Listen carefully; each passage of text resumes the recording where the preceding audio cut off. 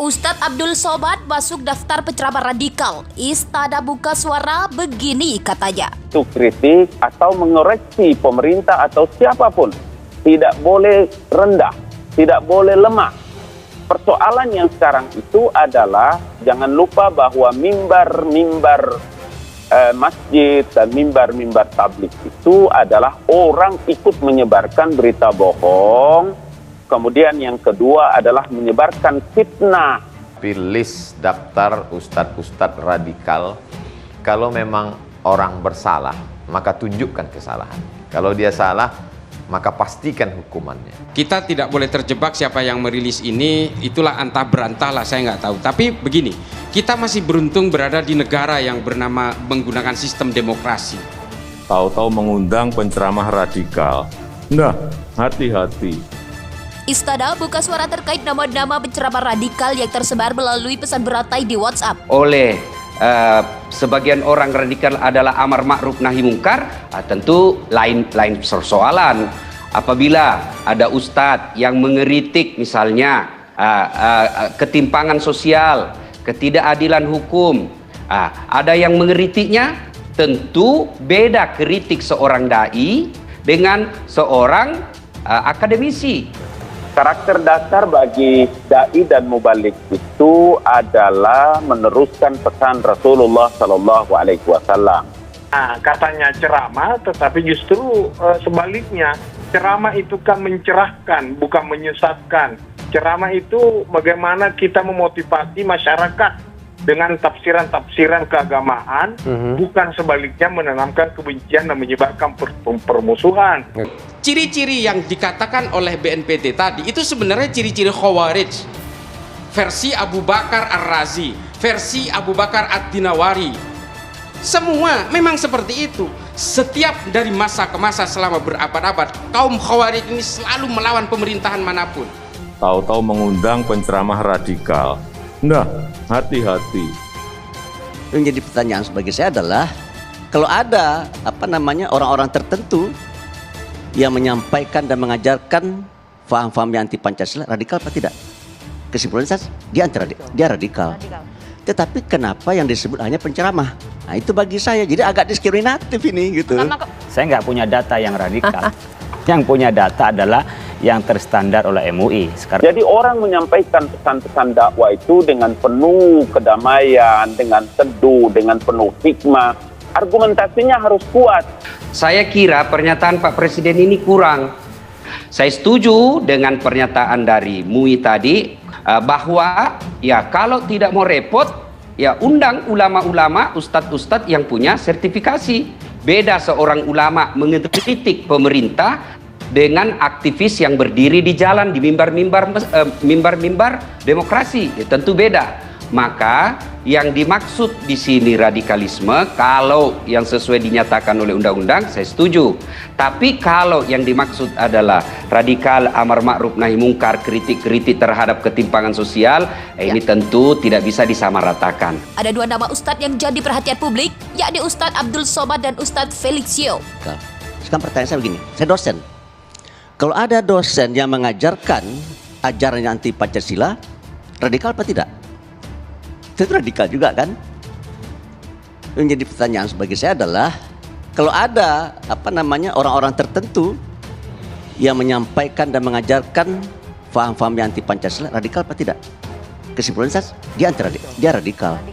Tetapi kenapa yang disebut hanya penceramah? Nah, itu bagi saya jadi agak diskriminatif ini gitu. Mengapa kemudian pintunya hanya agama? Mengapa kok hanya penceramah? Padahal bagi saya ya, ada 3 musuh negara hari ini yang menurut saya sangat mengancam eksistensi bangsa dan negara kita. Yang pertama radikalisme dan terorisme. Yang kedua korupsi, kolusi, nepotisme. Kemudian yang ketiga adalah tentang faham-faham yang tidak sesuai dengan Pancasila, gitu kan? Dan di sini di poin 1 saya lihat Pak Nur Wahid menyatakan ya setidaknya ada 5 ciri penceramah radikal. 1, mengajarkan ajaran yang anti Pancasila. Mesti dia bilang juga gini. Nur Wahid menyatakan setidaknya ada 5 ciri dosen yang radikal. Nah, berdasarkan itulah maka kemudian mestinya kita bisa memahami kenapa orang itu misalnya mengkritik pemerintah, karena itu kewajiban amar ma'ruf nahi munkar tadi sudah disebut. Itu justru harus diperspektifi, harus dipahami sebagai bentuk kepedulian, bahkan kecintaan kepada bangsa dan negara ini. Bayangkan kalau pemimpin ini dibiarkan jalan terus, salah dibiarkan segala macam, ini bisa membawa bangsa dan negara yang luar biasa besarnya ini ke jurang kehancuran.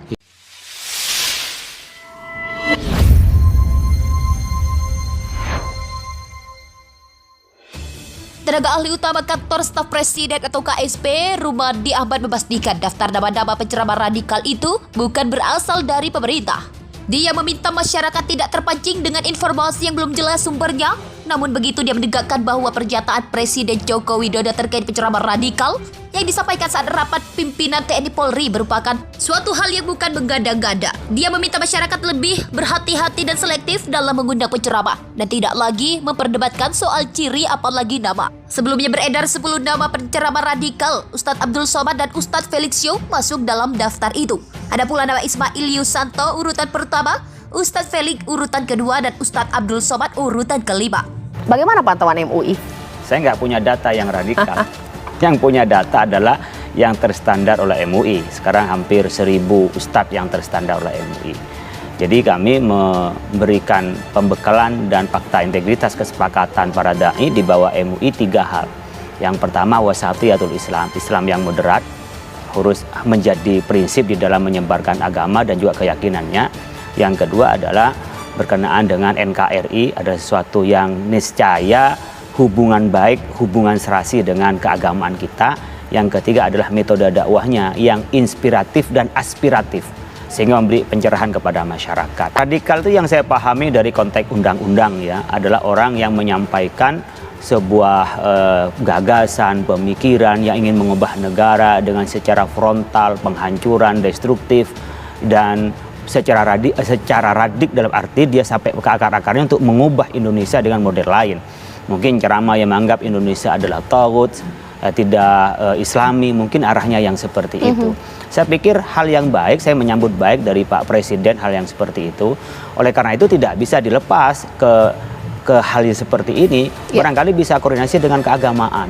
Kami menawarkan di MUI untuk berkoordinasi dengan kami untuk bisa memastikan orang-orang yang memang layak untuk mengisi di tingkat-tingkat umpamanya pemerintahan, yang mengisi umpamanya di TNI, di Polri, dan kami pun di standarisasi dari MUI itu juga banyak yang ikut dari TNI dan juga banyak ikut dari Polri. Jadi kami sebenarnya sudah berkoordinasi. Seandainya ke depan mau lebih intensif untuk menjaga NKRI karena memang bagian dari standar kami dan itu ya kami siap sedia. Tapi kalau ini dilempar kemudian ada yang radikal yang mana, saya pikir ini membuat kita bertanya-tanya, tetapi ini bisa disikapi sebagai sebuah kewaspadaan. Karena memang TNI Polri kan bagian dari ketahanan negeri kita. Ya. Alhamdulillah, salawat dan salam kepada Rasulullah Muhammad SAW. Saya kira pernyataan Pak Presiden ini kurang. Kalau saya bukan cuma TNI Polri, seluruh masjid, seluruh pengajian, jangan mengundang ustadz yang berceramah radikal. Ya, bukan cuma TNI Polri, semua institusi, kampus, BUMN, masjid, jangan mengundang ustadz yang mengajarkan radikalisme. Yang jadi persoalan adalah mana yang disebut tema-tema konten-konten radikal. Ya, ini dulu yang perlu kita sepakati bersama. Apabila yang dimaksud radikal sesuai dengan yang dinyatakan oleh undang-undang, merongrong negara, mengancam konstitusi, menyebarkan kebencian sampai ke akar-akarnya, yaitu tidak ada alasan untuk tidak menolak, tidak ada alasan untuk setuju dengan radikalisme itu.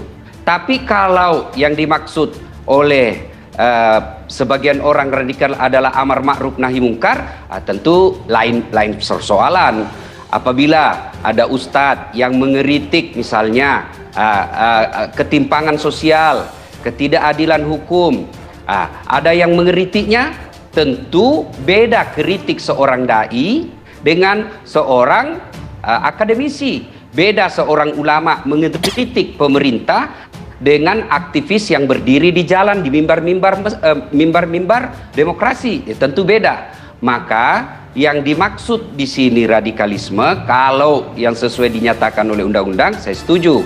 Tapi kalau yang dimaksud adalah radikal, amar ma'ruf nahi mungkar, kritik-kritik terhadap ketimpangan sosial, ini tentu tidak bisa disamaratakan. Saya setuju dengan pernyataan dari MUI tadi, Khalil, bahwa ya kalau tidak mau repot, ya undang ulama-ulama, ustadz-ustadz yang punya sertifikasi. Baik. Alhamdulillah Majelis Ulama sudah melakukan sertifikasi. Bahkan saya secara pribadi sudah melakukan kerjasama dengan 2 Polda untuk mengumpul para dai-dai untuk diberikan tema-tema dakwah-dakwah, strategi dakwah. Karena mendekati tahun politik 2024 ini, kita khawatir mimbar-mimbar masjid juga dijadikan oleh politisi untuk menyerang lawan politik. Tentu ini yang kita tidak mau. Karenanya polisi perlu bekerja sama dengan Majelis Ulama, bekerja sama dengan Dewan Masjid, agar mimbar-mimbar masjid ini steril dari fitnah, hoax, dan lain sebagainya.